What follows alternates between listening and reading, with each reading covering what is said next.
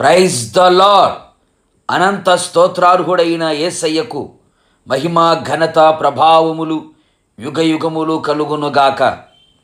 యేసయ్యను స్తుతించుచున్న మీ అందరికీ నా హృదయపూర్వకమైన ధన్యవాదములు తెలుపుచున్నాను. ఈ దినపు యేసయ్య జీవపు మాట 145వ కీర్తన 14వ చరణం. యెహోవా పడిపోవు వారినందరినీ ఉద్ధరించువాడు. ప్రతిదినం, ప్రతి గడియ, ప్రతి నిమిషం, ప్రతి క్షణం, అనుక్షణం యేసయ్యను ఆరాధించుచు సేవించుచు ఉన్న నా దేవుని ప్రియులారా, మన యేసునాథుడు మనలని ఉద్ధరించే దేవుడు.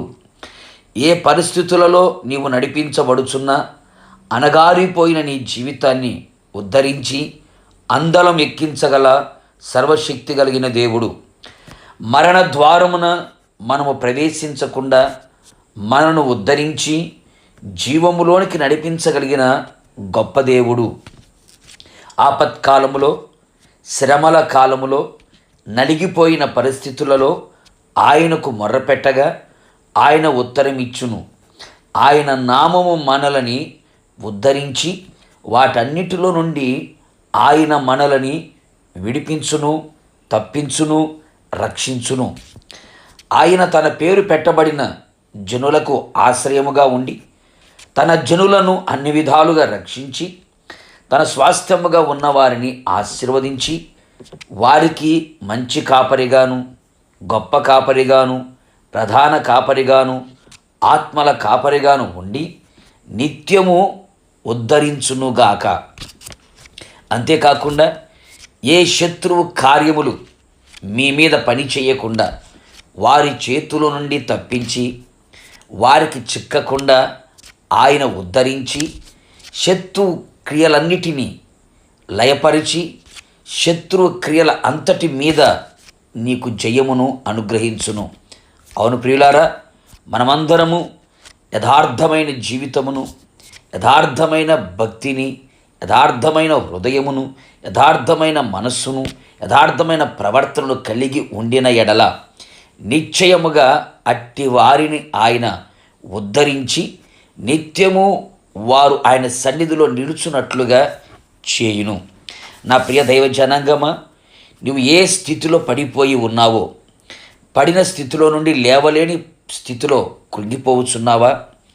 ఒకప్పుడు ఆత్మీయ జీవితంలో బాగుగా ఎదిగి బలవంతుడిగా కనపడి ప్రార్థనా జీవితాన్ని, విశ్వాసపు జీవితాన్ని, పరిశుద్ధమైన జీవితాన్ని, దేవుని కొరకు బ్రతకాలి అనే తృష్ణ, ఆకలి, వాంఛ కలిగి దాహముతో నడిపించబడుచు ఇంకా ఎన్నో ఆత్మీయ అనుభవాలు కలిగి ఉండి లోకపు ప్రేమలో, లోకపు ఆశలో, లోకపు స్నేహములో, లోకపు మర్యాదలో చిక్కుకొని నీ ఆత్మీయ స్థాయి పూర్తిగా దెబ్బతిని పడిపోయిన స్థితిలో ఉన్నావా?